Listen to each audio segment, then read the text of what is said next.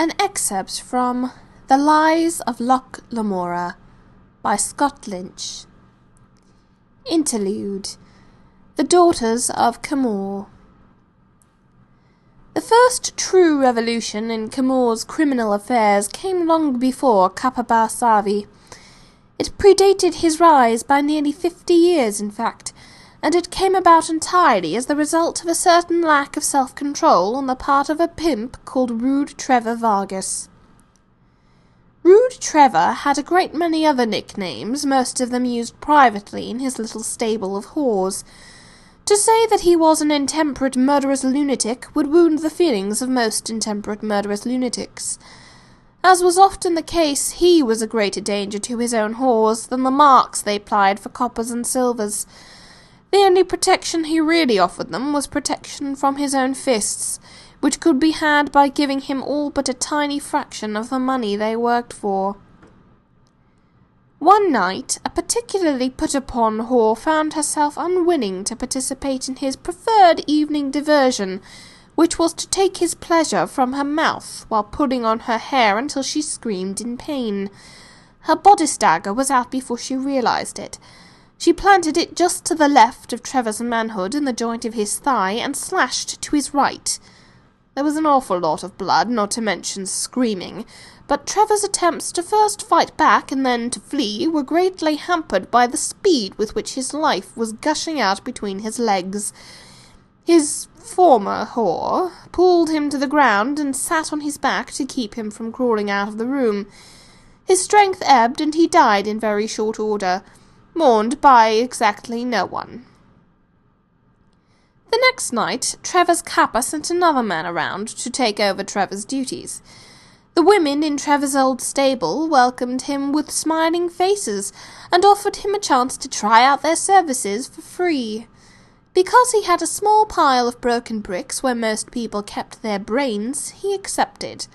When he was neatly undressed and separated from his weapons, he was stabbed to death from several directions at once. That really caught the attention of Trevor's old Capa. The next night he sent 5 or 6 men to straighten the situation out. But a curious thing had happened. Another 2 or 3 packs of whores had gotten rid of their pimps. A growing nucleus of women claimed a warehouse in the northern Snare as their headquarters. The Capa's men found not 6 or 7 frightened whores, as they'd been told, but nearly 24 angry women, who'd seen fit to arm themselves using all the coin they could muster. Crossbows are quite an equalizer, especially at close range with the advantage of surprise. Those 5 or 6 men were never seen again. So the war began in earnest. Those Capas who had lost pimps and whores attempted to correct the situation, while with every passing day the number of women joining the rebellion grew. They hired several other gangs to serve as their own protection. They established houses of pleasure to their own standards and began to work out of them.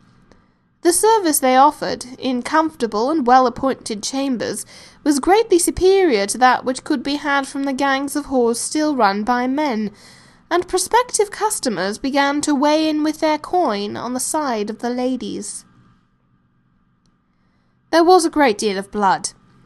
Dozens of whores were brutally murdered and several of their bordellos were burnt to the ground. But for every lady of the night that fell, some Capa's man would get the same. The ladies gave like for like as viciously as any Capa in Camorr's history. Less than a year after Rude Trevor's death, the last few pimps clinging brutally to their livelihood were convinced to death in most cases, to give up their fight. An uneasy truce fell into place between the Capas and the city's whores. Eventually, this truce grew into a stable and mutually beneficial arrangement. The whores of the city split amiably into 2 groups, defined by territory. The Doxies took the west side of Camorr, while the Gilded Lilies ruled in the east, and both organizations mingled comfortably in the Snare, where business was most plentiful. They continued to prosper. They hired loyal muscle of their own and ceased renting cutthroats from other gangs. While their lives could not be deemed pleasant in the light of their trade, at least they were now firmly in control of their own affairs, and free to enforce certain rules of decorum on their customers. They built and preserved a monopoly, and in exchange for promising not to become involved in any other forms of crime, they secured the right to mercilessly crush any attempt to pimp women outside the purview of their two gangs. Naturally, some men didn't pay close attention to the rules the women set. They attempted to slap their whores around, or renege on their payments for services, or ignore the standards the ladies set concerning cleanliness and drunkenness. Hard lessons were handed out. As many men learned to their sorrow, it's impossible to be intimidating when one angry woman has your cock between her teeth, and another is holding a stiletto to your kidneys.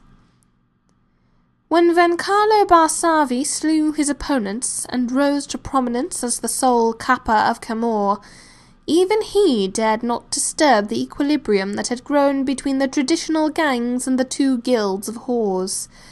He met with representatives from the Doxies and the Lilies.